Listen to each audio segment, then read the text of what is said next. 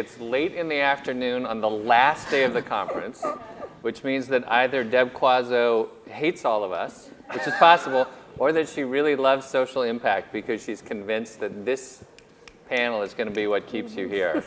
So we're going with the latter. We're going with the latter definition. She rejects the social impact label herself. There you go. Well, and we'll talk about that. We'll talk about that. So you're in for a treat. It was well worth your time to stay.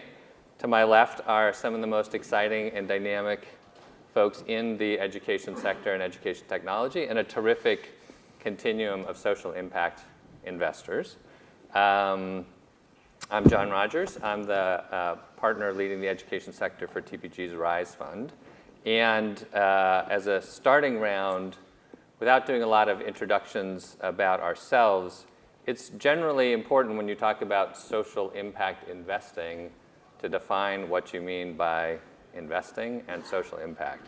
So maybe we'll just go down the row starting to my left. Amy Klement, who leads the education sector work for Omidyar. Before we talk about social impact, what is Omidyar's investment strategy in the education sector? Yeah, so it's great to be with all of you. And it's nice to see so many people interested in the impact. So we at Omidyar Network, so we're founded and funded by Pierre Omidyar, the founder of eBay, and his wife Pam. And we've deployed about over 150 million in education across India, Africa, Latin America, and the United States. And our strategy is really unabashedly impact first.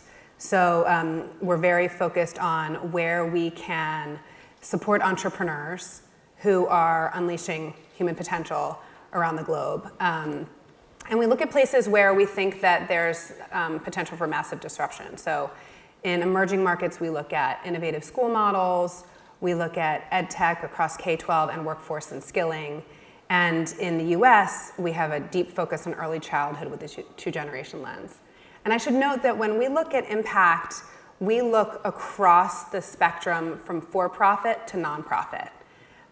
When we first started, we started as a foundation, and Pierre sort of reflected on, well, eBay created 1 million jobs and was funded by pure venture capital. So this was back in 2004. So he's really one of the original impact investors. And so then became Omidyar Network. We invest about 50-50 for-profit, nonprofit, where you actually don't care about the legal entity, about the form. What we care about is it's scalable, sustainable, and having significant impact. And we'll probably talk more about how we define impact later. So I think that gives Amy a really neat perspective because she can do grants, she can do equity, she can do loans. Vivian, how do you approach investing? Yeah, so the Chan Zuckerberg Initiative was founded by Mark Zuckerberg and Priscilla Chan. And really what we have as our mission is to build a better future for everyone across 3 specific initiatives at this time: education, science, and what we call justice and opportunity. And the approach that we're taking is to say, instead of maybe traditional forms of philanthropy, I think taking a page from Omidyar's book, we really want to use a variety of tools. And the 4 tools in our toolkit specifically are impact investing, which we're here to talk about, grant making, as you'd imagine from a foundation, policy and advocacy work, and then also engineering, largely in support of quality solutions in order to help them scale, and oftentimes in partnership with nonprofits. So in terms of how we think about what we're trying to do on the impact investing side, really what we look for is for the opportunities where venture is uniquely suited to create scale and sustainability, where there is an opportunity to build a business. And we really look for companies that we think can be completely transformative and innovative across a number of different areas, whether it's distribution or business model or pedagogy. And we look for entrepreneurs who are going to really be able to toe that line in terms of really being focused on a vision that really will improve outcomes in terms of learning and employability, as well as access and equity. But that at the same time know that they're building a business, and in order to be able to scale to reach tons and tons of users and to really impact learners, it's really going to be important to be able to attract talent, attract funding, and to execute well. So that's the approach that we're taking from an investing perspective. Matt, how about you? How does ReThink define its investment strategy? We have just one little tool, venture investing. We invest in companies that help people to achieve their full human potential as workers, but also as citizens and family members. We invest at every stage from seed through to growth. We are agnostic about ownership, and we invest at every stage of the human life cycle from pre-K through workforce training and lifelong learning. Tory, how about Al? How do you define your investment strategy? Tough acts to follow. So we're a venture capital fund, right? And we see a massive sector underinvestment in education. We think it's a tremendous opportunity. We measure the social impact of our investments on a deal-by-deal basis, and we don't do that for any reason other. Well, I'll back up. We do that to stay very, very close to the efficacy of the products, right? We want to understand what is working best. Companies that are operating in this space are selling product to people who are buying that product because they expect some sort of lift in life outcome or student learning acceleration. And so to the extent you take your eye off of social impact while you're investing in this sector, you're getting away from the value proposition that these companies are delivering. So we are very traditional in that sense. So now let's segue to how we define social impact. And Amy, you have described previously an interesting kind of algorithm, the way you think about impact, breadth times depth equals impact. Describe more about, say more about that, and how do you think close. Oh, I missed it. Breadth, we actually talk about breadth times depth and influence. times influence equals impact.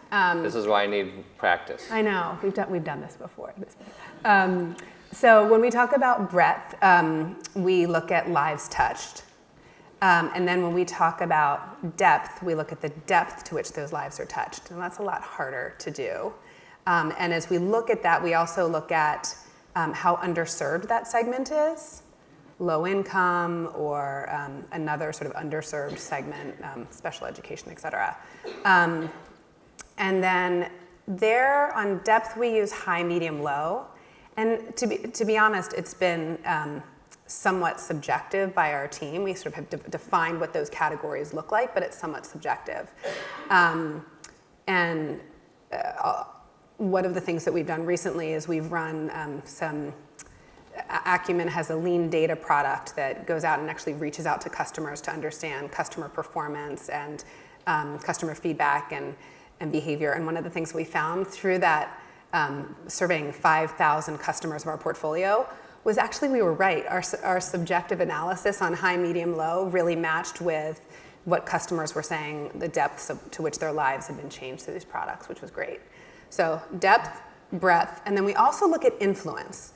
So we look at how is that organization being catalytic in the market? So are they influencing policy? Are there copycats in the market? Are they being replicated around the world? And so we look at that sort of entire equation to get to the impact of an organization. Is this included in your underwriting and your investment memos? How is this discussed when you're underwriting an investment opportunity? Yeah, so we have those discussions. We also talk about, like in depth, we talk about that influence, sort of like how are they being catalytic? And we've got a bunch of different vectors in which we look at that. Is this a new model in a new market? Is an old model in a new market? Sort of how are they transforming? How are they interacting with government and policy and that sort of thing? And then we have targets for those, and we come back and we circle back on in our regular portfolio reviews. So we actually are renaming our portfolio reviews to be impact reviews, so that we're really making sure that we're focused on not just the financial performance of the company, but that the overall architecture is looking at impact at the highest level. Vivian, how about you? How do you all define social impact? Yeah, I think for us, ultimately, since we have very clear mission and objectives, in each of our different initiatives, it's ultimately not going to be success if we just build a really great venture portfolio and an exciting venture portfolio. I think it's absolutely important to have companies that are successful and interesting and transformative, but ultimately we want them to be driving towards a kind of future that we really want to be creating. So I think, to your point, John, a lot of it does get underwritten in the beginning because ultimately that's when you have the most influence and the most strongest ability to discern whether the entrepreneur is aligned with you. And so we do look very heavily at whether or not the entrepreneur is trying to drive towards a vision for education where we really are building a future where what works wins, for example, and that we are measuring what works. We are also looking for entrepreneurs that might not begin with a model that is truly affordable, but there is a very clear mechanism and method towards getting to that, whether it's through scale and by starting with a product that even the highest income users would pay for, or whether it's a model like Bridge International, where it's architected from the start to be replicable very easily in low income in emerging countries, so emerging markets. So I think from that standpoint, that's very important to us. We also look for companies that ultimately are very innovative, like I said earlier, around either distribution or business model or pedagogy. And I think something that we also look for is the company actually transformative in the sense that they're unblocking something that was previously preventing progress in the direction that we cared about. So as an example, with one of our companies, Andela, these are students, these are computer science developers in Africa who would never be able to afford a world-class fellowship for 4 years, but instead with Andela, they actually get paid to learn to become world-class developers.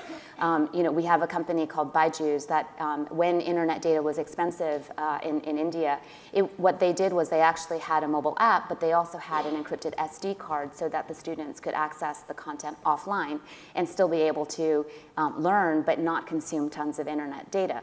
So these are the kinds of things that actually we do look for, because ultimately what we have found, at least with our entrepreneurs, is the ones that are really aligned towards the kind of efficacy and outcomes and access that we care about usually are thinking about a lot of different ways to incorporate these types of things, whether it's inclusion and diversity and equity in their model just across the board.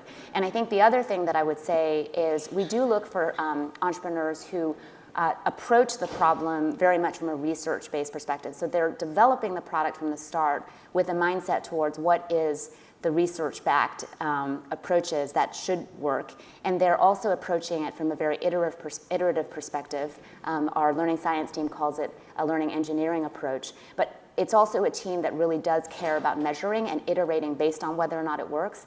And so a lot of what we end up doing during the life of the investment is also to make sure that we are helping them along that process through the work that we're doing, through the program work and the grants work that we're doing in learning science, for example, through our whole child work.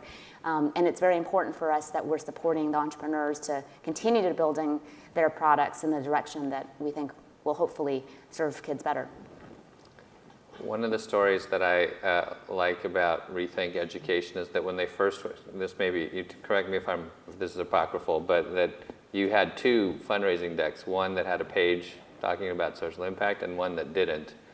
Is ReThink a social impact fund, and how do you, Matt, define social impact? Well, we were doing social impact investing well before it had a name. In my partner Rick's case, he started a real estate fund that built medical office buildings. He made his first edtech investment in 2000. I made mine in 2003. We tried that fundraising strategy and pretty swiftly realized that we weren't getting any money from anyone who didn't care about social impact, no matter what we said. So we might as well be authentic. It was within education. I think that if you're not thinking very seriously about social impact and all of your stakeholders, you're actually writing a put on your investment. It will catch up to you sooner or later, possibly outside of your investment horizon, but sometimes a company goes out of business in this sector because it wasn't thinking about all of the stakeholders. We like what we call authentic entrepreneurs who don't just decide that it looked really cool in the social network when Mark Zuckerberg was becoming a billionaire while still wearing a hoodie, but rather they want to solve a particular problem, not to become an entrepreneur.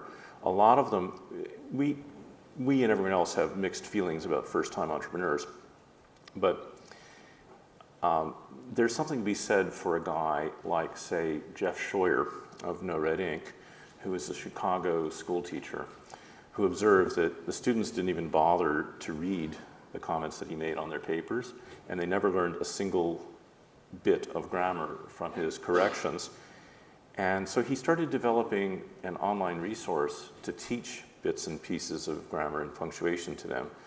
And then he shared it with some other teachers. There was a lot of enthusiasm. It kind of went viral.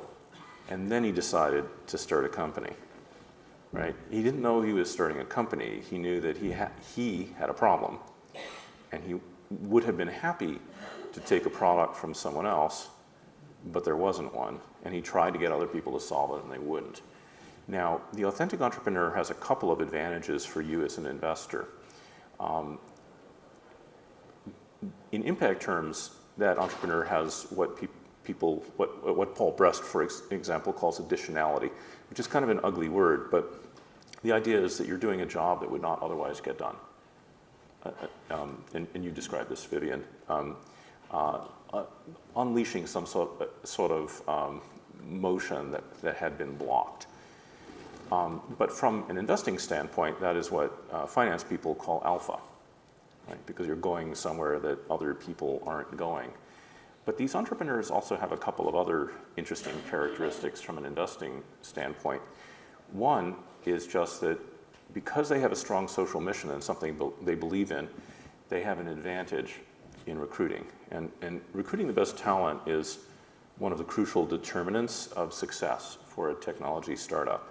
And if you take two startups that are otherwise equal, even two startups in the education sector, and one really wants to change the world and lift up the vulnerable, and the other one is making money on something like, no offense to anyone here in this business, but say lead generation, which is more about the needs of the college than the needs of the student. The millennials, the best talent, the ones who have the skills that everyone wants, are going to move towards, they will take a significant pay cut to move to the company with the superior social mission. And then there are a couple of other factors too, like the truly authentic entrepreneur is a little bit less likely to cheat you. And I'm not talking necessarily about illegal things, but when there's an acquisition, sometimes the entrepreneur can cut a separate deal for herself than for other employees or investors. So someone who is about the mission is not going to, is less likely to cheat you, is also less likely to quit. And it's really hard to be an entrepreneur. It's surprising how often they just give up. Sometimes they sell the company prematurely, sometimes they just quit and go somewhere else. They decide there's an easier path to the hoodie and the billionaire status. Whereas the person who created the company to solve a problem that he desperately wants to solve isn't going to go anywhere else because nobody else would do it in the right way. Tory, you were responsible for helping to found a fund called Catamount. You were leading education investing. That was, I think, the most successful part of that fund. You built a good relationship with the Bill and Melinda Gates Foundation, and then founded OWL specifically to focus on the education sector. Are you an impact fund? And within education, how do you define impact or quality? Yeah, no, I love the question, and yes and no. So here's what I say, like, I don't think you can be successful building ed tech companies without having like a very, very, very sharp lens on impact. Defined many different ways, but the core problem, we're saying a lot of the same things in different ways. Like the core problem these companies are trying to solve, and if they solve it successfully, they will become big and successful, revolves around advancing students, whether those are professional learners, higher ed, K-12 learners. So, you know, to me, they're one and the same. Like, you can't build big, successful companies in this space without being seriously close to the metrics around social impact. There are issues identifying as a social impact investor in the venture capital space. Let's just call them out. There's several of them. One, it's very hard to raise a venture capital fund with that as your explicit mission. People infer that your returns will be inferior, and therefore you maybe qualify for the impact pool of their foundation, which is $3 or $4 million, not the core bulk of the foundation, which would be $3 or $4 billion, right? So it's very difficult to scale a fund with that label. Secondly, it's very difficult for your companies to raise downstream capital if other new investors who are not impact investors, who are just looking to grow assets but are important constituents of a deal, view you as not values aligned with them. So if I'm a growth stage investor and I'm looking to invest in a company and I hope to take it public someday, and I see that oh boy, everyone else on this cap table is an impact investor, are we going to be values aligned? Are we going to be working in the same direction? There's danger to being too proactively labeled as impact. It can hamper a company's growth. So I'm just putting reality on the table. So, I think for us that are investing in this space, we have impact as our core objective. It's tied fundamentally to the success of these businesses, but there's sort of an interesting dance around being proactively labeled impact. I should probably spend just a minute mentioning how the RISE Fund looks at impact. So when we're looking at investments, we're trying to find those business models in those companies where we believe that the opportunity to drive social impact at scale is collinear with the opportunity for financial return because of the demand that impact creates. Our impact underwriting methodology includes developing a social impact valuation model side by side with the financial model. It may be helpful to you. I think when we have these panels, it's great when the panelists talk about specific companies and also talk about specific resources. So there is a Harvard Business Review article about our IMM methodology if folks want to take a look at that. But I think the other panelists have mentioned part of what this kind of methodology helps you to do is really grapple with the evidence so that you know that the interventions, the services provided by the company are impactful, do lead to high quality educational outcomes, and that you really put that value proposition for the consumer front and center. Omidyar is another group that's terrific about publishing reports and data and explanations, and you mentioned kind of lean data before. I think you've been working, Amy, on some reports around 10 years of investing in education, and also I know that you're working on lean data. So can you just tell us tell the folks here what resources there might be and to learn more about your impact underwriting? Yeah, so two things, because you mentioned reports. Back in that corner, we just launched two different reports. One is on trends in early childhood in the U.S., which was Michael Moe's #1 trend and opportunity, if you went to his plenary.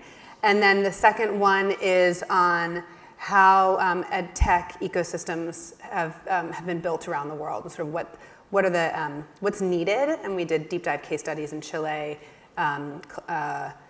Indonesia, China, and the U.S. So that's what they call a no-look pass. I didn't even know those exactly. reports were there. So I chatted a little bit about lean data, which is really, we just did this recently, and it was really eye-opening for us. We did it for all of our portfolio. We had about 75% of our portfolio opt-in, and we just got terrific data straight from the customers, which is an investor you don't always have. It's usually sort of via the company.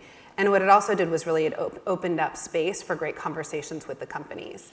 And as I said, it really validated our subjective evaluation of the depth to which the lives were touched. The other thing that I would just say as far as how we look at how we measure impact is, while we are definitely impact first, we also recognize that these are we often invest early stage. We can't put too much, can't saddle our entrepreneurs with too much impact evaluation. And so we use, we've really leveraged, coming out of the UK, if you Google Nesta evaluation framework, it's a framework that has 5 stages of impact evaluation. Starting with stage 1 is can you articulate basically your theory of change and sort of the research that backs sort of the logic behind why you think this is impactful? Going up to, can you demonstrate that there's impact on your customers, to can you demonstrate that there's causality, all the way up to sort of RCT and the gold standard in evaluation, coupled with do you have the systems and processes to replicate it? And so we track where our organizations along that Nesta framework, and ideally are helping push them to the next level, including sometimes using grant funding to help our organizations fund evaluation studies. So that's really important to us, that we're like really helping ground them in efficacy. Maybe to add some specifics on top of that, because as practitioners, providers, entrepreneurs, cost is a real issue. So I should transparently say that our IMM underwriting methodology is expensive for us. We have lots of consultants, we spend lots of time on it. We're probably putting 6 figures of investment into every impact underwriting. So that is, you can only spend that amount of money on the impact underwriting if you're investing in larger deals. So the lean data is kind of interesting. How much do you think you as an investor or impact entrepreneurs have to spend, in underwriting the impact in an earlier stage investment? Not a lot. In early stage, I mean, I think it comes back to what Tory and Matt were saying, and really when you were talking about sort of the alignment of the entrepreneur, I mean, that's where we invest our time and energy, is really understanding the motivation and the values alignment with the entrepreneur, and why are they doing this? What do they care about? And so at that early stage, there's not as much to really test and define. We do make sure that it's research. It's really based in the science of learning and what we know works. Yeah. Vivian, how about you? I mean, we always want to hear from the entrepreneurs. What are you measuring? What are the levers that really drive impact? What do you ask for in your reporting, in your dashboards? How does management report to you on impact? Yeah, so we don't have, unlike a lot of traditional foundations, we don't have a specific dashboard that would say on a regular basis we need to report on X, Y, Z, because I think for the same reason as a few people have mentioned, one of the things we don't want to do is especially at early stages in company formation, we want to really allow them to really kind of build towards that. It really is, at the beginning, very much a mindset. But I think for our companies, honestly, it kind of varies. Like, I think we like Matt, invest from early childhood all the way to workforce and skills development through K-12, through post-secondary. We invest across the globe, both in the US as well as in emerging markets. We invest B2C, B2B, B2G, B2B2C. So from that perspective, a lot of these companies are just going to come back with very different types of metrics. So a lot of what we do with our companies does end up being, in some ways, responsive to what is it that their model is actually enabling and empowering, right? It could be, in the case of Bridge, the fact that because it's so affordable at $70 per year per student for an entire year of basic education, they have 50% women or 50% girls in their schools, right, in Africa.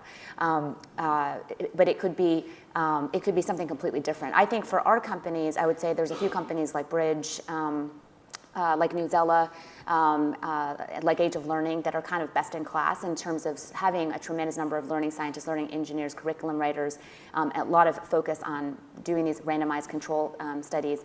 But then there's others who are direct to consumer, where they're a little bit more focused on some of the metrics that they need to measure that fortunately also drive business success, right, which is engagement and renewals, customer satisfaction, et cetera. So we do actually balance it in terms of what the different models are, just to make sure. But ultimately, over time, we probably are nudging a little bit more than maybe the traditional financial investor, actually definitely more than the traditional financial investor would be, in terms of making sure that the companies are continuing to focus on iterating and making sure that they're always thoughtful about, again, access and affordability, for example, as well as continuing to iterate the product.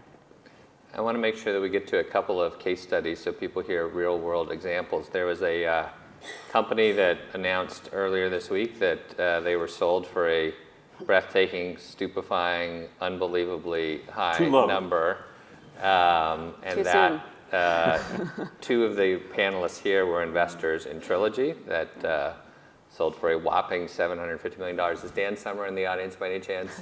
I think he's in a jacuzzi right now that's filled up with $100 bills.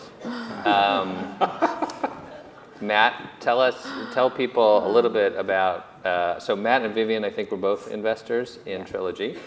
So they may be going home to a jacuzzi of $100 bills as well. But how did... We're using it to inspire other companies. That too. How did Trilogy think about social impact, and did that help the growth and valuation of the company? Could I reframe that a little bit and Sure. talk about our approach to technology skills in general?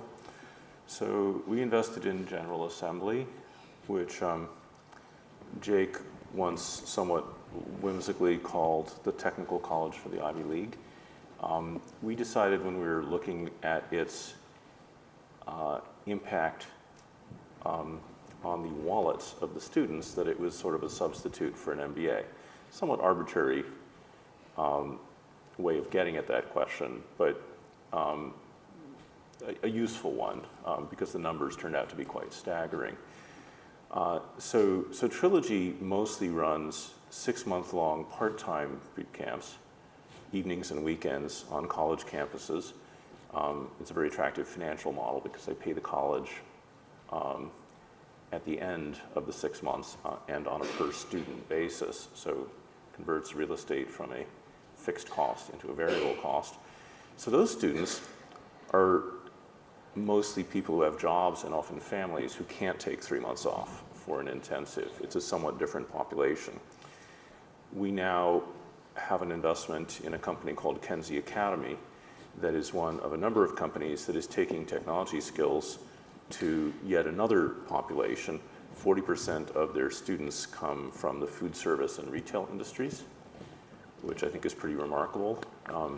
Most of their students don't have college degrees, so they are really taking the most vulnerable people in society and lifting them up. Now, Trilogy and General Assembly also have stories like that, and they tried various experiments with colleges and with K-12 institutions at GA, but the models are built in different ways for different populations at their essence. We are now most excited about going beyond technology skills. So we have a fantastic company called SV Academy. Unfortunately, we own, as yet, a very small stake in it that is entirely free to the students and trains people to sell enterprise software. Free to the student, it lifts their salary up by roughly a factor of 2x. And they're diversifying the employee base of tech companies. We are interested in going beyond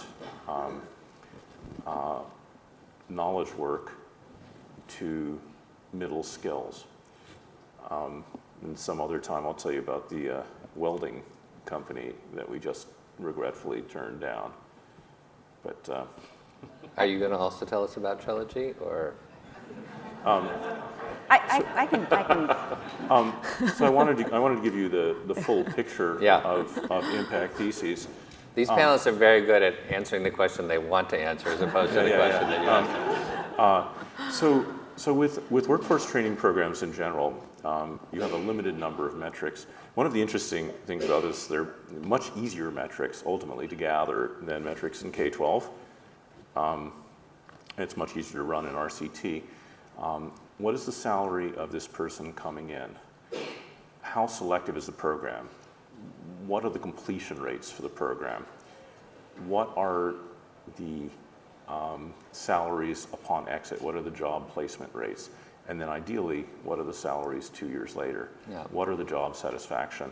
Do people feel passionate about the new jobs that they've created? What is the human dimension And Vivian, is that the way Chan Zuckerberg measured it as well, or how did you? Yeah, I mean, I think in answer to your question, which was kind of what was it about the impact that actually also contributed to its value as a business? I think one of the things was, in the bootcamp space, a lot of these bootcamps have had to build their own brands. In this case, Trilogy was taking the approach of leveraging universities' brands, existing brands. So they were partnered with over 40 universities, including Harvard and Berkeley and Georgetown and others, which gave the individual taking the courses a powerful certificate at the end of the 6-month program.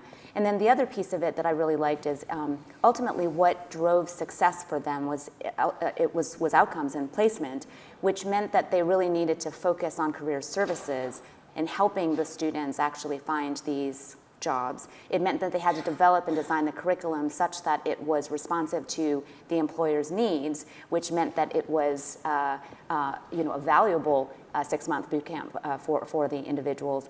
And so, and then the third piece I think that Trilogy really excels in is really kind of taking the data and really making sure that there's constant iteration around what's actually working and what pieces of the curriculum actually needed to be revamped on a regular basis. They also measured the student satisfaction on I think it's on a weekly basis, which was actually something that nightly basis, which was actually very important for the universities to understand because the universities were lending their brand to this program. So you had a number of dimensions that kind of ensured the integrity of the process. And so for me, that was actually was very powerful that ultimately the impact was going to be aligned with what the business objectives were, which allowed them to be successful. Speaking of announcements this week, the Rise Fund was happy to announce the launch of a new company called InStride, which is built in partnership with Arizona State University. It's leveraging ASU's success in their part of their college achievement plan, which is a partnership with Starbucks, and taking that kind of accredited university content and bringing it to working adults in other corporations. That's an opportunity that we only found because our impact strategy led us to a thesis that there was a gap in the market. You had high quality educational content provided by universities, but that was somewhat expensively and inflexibly delivered and wasn't reaching working adults. So when we met with the ASU team, actually at this conference a couple of years ago, their thesis really resonated with us. And we were only able to get into the opportunity because we were a social impact fund. A university wasn't interested in working with a different kind of fund than that because they wanted a mission-aligned group.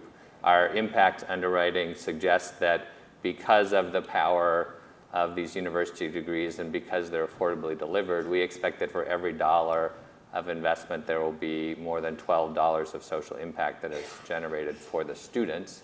And we've now recruited a terrific national caliber team, Vivek Sharma, who is the head of e-commerce at Disney, Josh Jarrett, who was formerly with the Bill and Melinda Gates Foundation, and then Koru, Ann Keene, who was with Pearson, and some of them are in the audience. So if you're a university or a Fortune 1000 company, seek them out.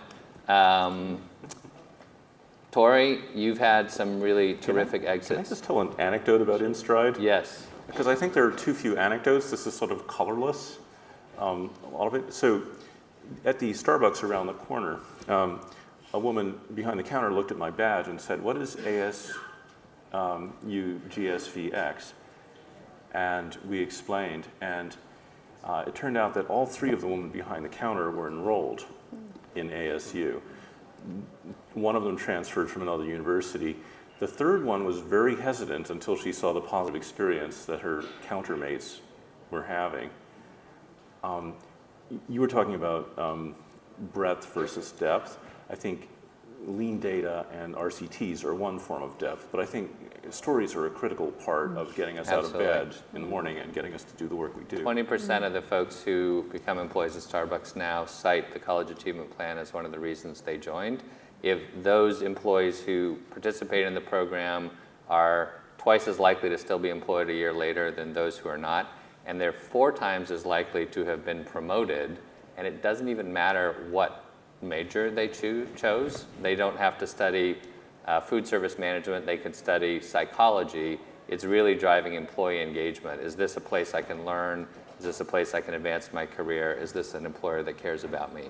Okay, 30 seconds. Tory, you've had some fantastic exits. You both sold and also rolled into an ongoing ownership of Dreambox with us.